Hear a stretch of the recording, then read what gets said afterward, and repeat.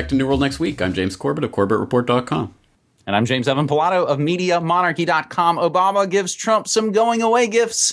We got that story, plus the robotic office space continues apace. But first, we'll dive right into a very futuristic story for our first New World Next Week for the year of 2017. And we want to welcome you all back and appreciate you taking the time off with us through the holidays. Researchers warn of fingerprint theft from the peace sign. Could flashing the peace sign in photos lead to fingerprint data being stolen? Research by a team at Japan's National Institute of Informatics, NII, says so, raising alarm bells over the popular two-fingered pose. Fingerprint recognition technology becoming widely available due to verify identities, such as when logging on to smartphones and tablets and laptop computers. But the proliferation of mobile devices with high-quality cameras and social media sites where photos can easily be posted is raising the risk of personal information being leaked. The NII researchers were able to copy fingerprints based on photos taken by a digital camera 3 meters away from the subject. Just by casually making a peace sign in front of a camera, fingerprints can become widely available, NII researcher Iso Achizun told the Sankei Shimbun newspaper. Fingerprint data can be recreated if fingerprints are in focus with strong lighting in a picture, he also told television. Now, James, I don't know that the actual research of all of this is out, but I do have a link to actually Iso's page on the National Institute of Informatics, and it has all of his previous research. So I imagine when it gets published, it'll be at the top of the list, James. So they talk about ways to fight this, and maybe the one best way to fight it is to give it the British style, James. Or I've got my own suggestion. I almost asked you why you had gloves on. I was thinking ahead. Yeah, we jest, but I mean, honestly, how are you going to start protecting yourself when, of course, it's not just things in social media that you're posting yourself. It's the cameras that are everywhere and tracking every move you make. And there are already things going up. I mean, they've already banned the anonymous mask things in various places for various events and things because it could screw with their facial recognition software. So it just gets crazier and crazier. And we've talked about it before, but let's reiterate it.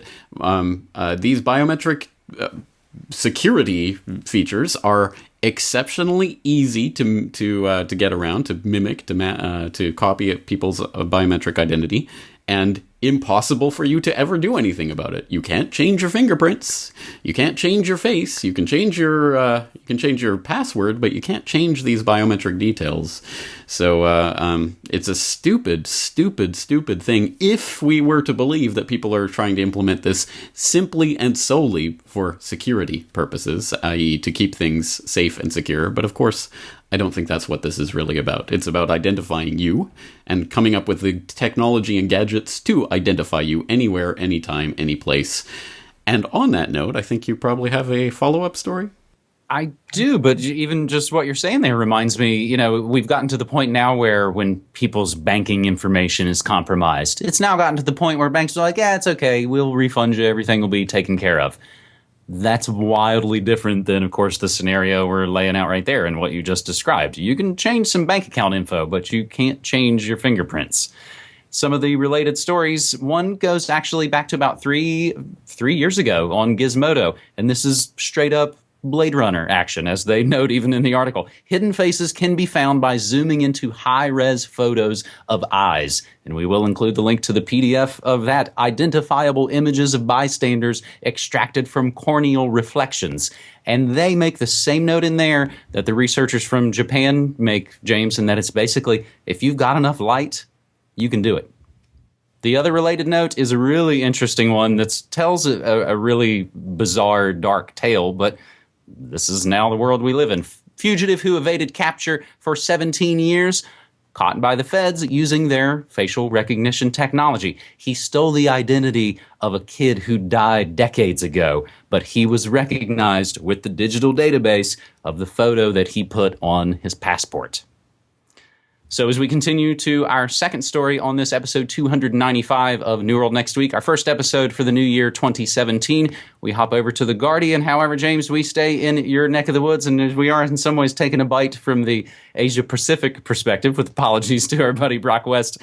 Japanese company replaces office workers with AI. A future in which human workers are replaced by machines is about to become a reality at an insurance firm in Japan, where more than 30 employees are being laid off and replaced with an artificial intelligence system that can calculate payouts to policyholders.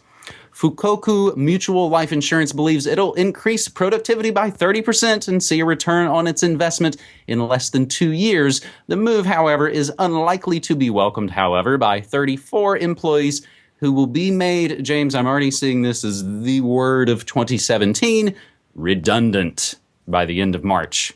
The system, of course, is based on International Business Machine's Watson Explorer, which, according to the tech firm, possesses cognitive technology that can think like a human, enabling it to analyze and interpret all of your data, including unstructured text, images, audio, and video. According to a 2015 report by the Nomura Research Institute, nearly half of all jobs in Japan could be performed by robots in 2035. Now, James, if they hurry up, I'm sure they can hit that link in that year that all the globalists seem to want to hit, and that's 2030, right? Exactly right. You did play the audio from that TruthStream Media video the other day about the 2030 City of the Future, and the idea of that Danish parliamentarian that, hey, we're not going to own anything in 2030 and it'll be wonderful. You'll just borrow everything whenever, the computer system allows you to have it. And it's oh my God. So anyway, this story obviously caught my eye because of my 2017 future trend prediction of the year of technocracy. And there's a lot in here that I hope people will go through the whole article. It's got info about Dai-ichi Life Insurance in Japan also has already implemented this Watson-based system to assess payments, although they haven't cut any staff members yet. And Japan Post Insurance is looking at introducing a similar thing. As well, AI could soon be playing a role in Japan's politics. Next month, the Economy, Trade and Industry Ministry will introduce AI on a trial basis to help civil servants draft answers for ministers during cabinet meetings and parliamentary sessions. What could go wrong? And then, if you click on the sidebar, there's a little link to a story. The Automated City, do we still need humans to run public services? And it's talking about the smart city of the future and all of the wonderful things that we can do to replace humans in every aspect of running cities. I mean, why do you need garbage collectors? Why do you need bus drivers? All of this sort of thing. So, I think you can understand where that's going. And look at the little sidebar on that article. Cities, the section this is running in, is supported by the Rockefeller Foundation. Surprise, surprise. And then we can flip over to a related story that was tweeted out by our friend Ray Vahi. World's largest hedge fund to replace managers with artificial intelligence, in which this is talking about automated software that's going to be in charge of strategic decision-making, including hiring and firing. So in the future, when the AI determines that you will be made redundant by future AI breakthroughs, the AI will fire you. You're going to be fired by robots to make way for robots. I'm telling you, in the next few years, this is going to get crazier and crazier, and it is going to start impacting the lives of people who are watching this and listening to my voice right now. The only question is, what do we do with this? Because as I said in the New World Next Year, this could be the freeing of human productivity from the mindless drudge labor that no one actually wants to do, and we could use this to propel ourselves into a new era of human creativity.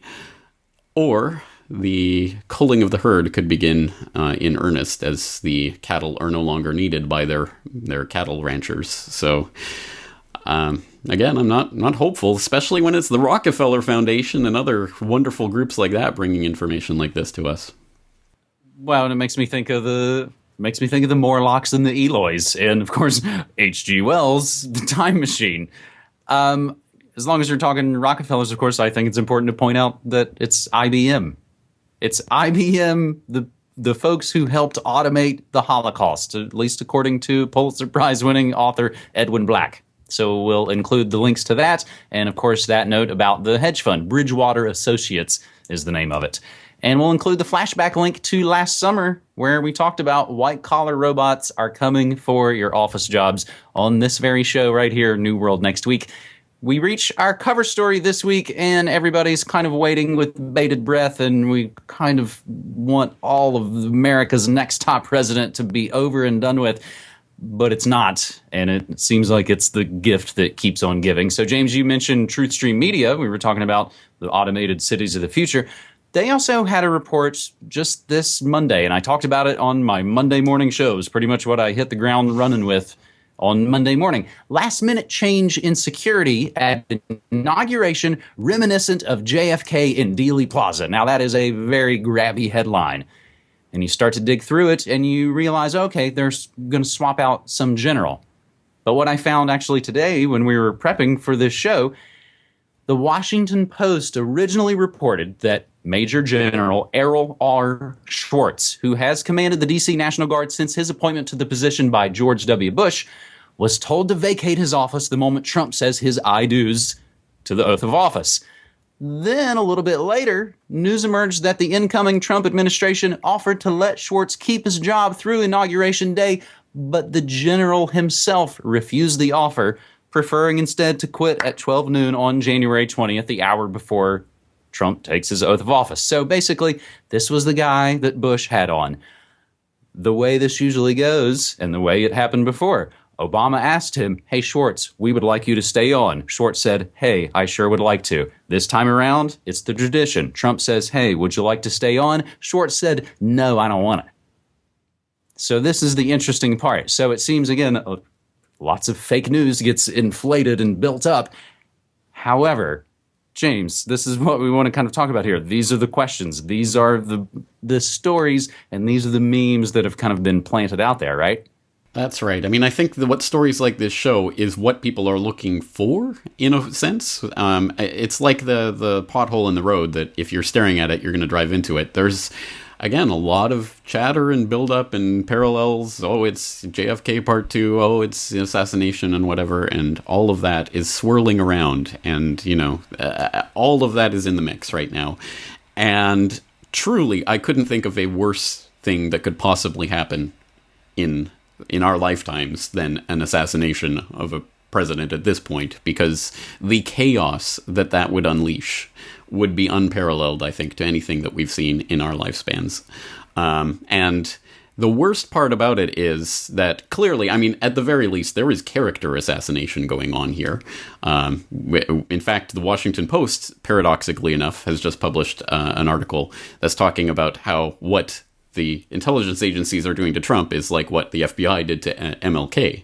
So with the character assassination, it's strange. But the worst part about that is that it puts us into a false dialectic where, if the intel agencies, as if the intel agencies is some monolithic thing rather than certain people who have certain allegiances to certain other people.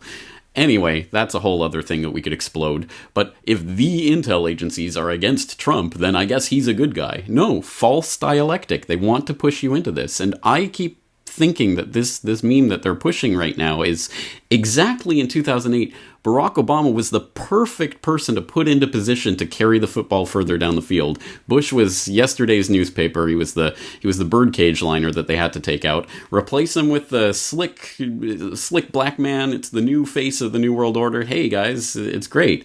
It's Bush 2.0, but you won't notice it for a few years.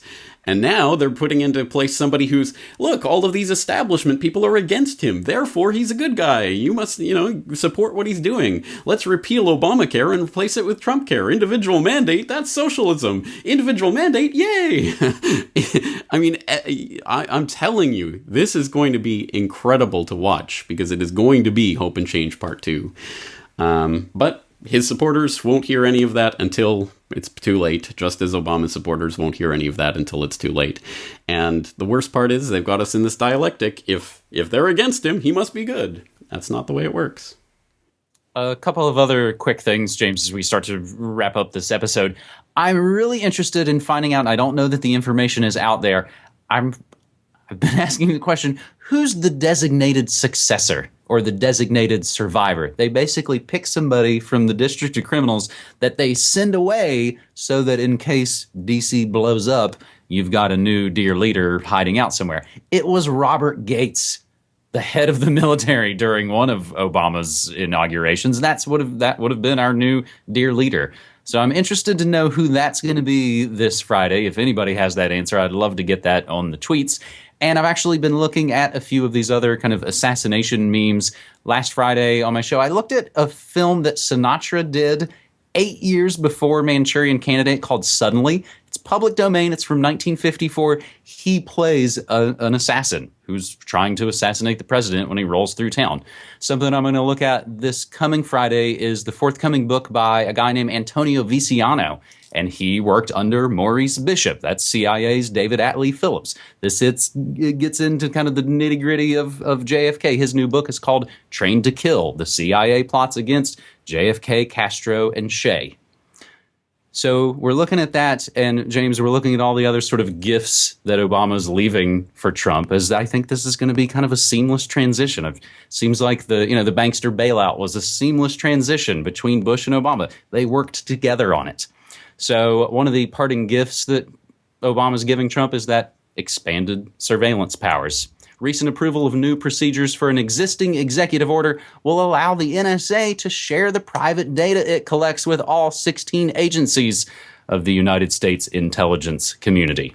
So, speaking of surveillance, and given what we know not only historically, but I don't know if you've seen those new Veritas videos and what they appear to show. James, it seems like we're going to see a new renaissance of radical leftist terror. And unfortunately, probably a bunch of dupes are going to blow themselves up Bill Ayers underground style and kind of sacrifice themselves to this divide and conquer meme. Are there other things that you're kind of watching and looking out for as we start to wrap up this episode? Well, let me just comment on that Obama giving new powers to the intelligence agencies, to handing them in a bow to Trump. That's the point. The intelligence agencies are not against Trump, and Trump is not against the intelligence agencies. He's against specific people that, sure, he'll probably kick out once he comes into power. But he's not going to dismantle the CIA. He's not going to dismantle the NSA. These intelligence agencies are still going to be there. It's just going to be his guys in charge. And then 4 to 8 years later, when someone else gets in power, someone you don't like, even if you are a Trump supporter, then it'll be bad again. Oh, now we have to get rid of these intelligence agencies. Same trick every single time. Will people ever learn that these tricks are just the same thing they're hammering you in the face with every 4 years? That's pretty jam-packed first New World Next Week episode for 2017, and I think hopefully to try and end on a little bit of good news, some of the things we've been talking about lately is building new things for ourselves. Unfollow Friday, Decentralize, as you've been talking about recently, BitChute, as we've been unveiling recently, and my latest episode of Good News Next Week, the circus is leaving town as the Ringling Brothers Barnum and Bailey Circus shuts down after 146 years, and people make the joke, yeah, that's because the new circus is rolling into D.C. There's also good news stories about monkey wrenching the New World Order with pennies and cannabis. And I just want to remind everybody out there that, James, you and I both are completely independent and crowdsourced media, and we both have Patreon accounts that are great ways to kind of keep us moving and grooving. I think we will leave it there. Jam-packed indeed. Thank you for this first update of the new year. Looking forward to another year of interesting stories. Thanks, buddy. Take care.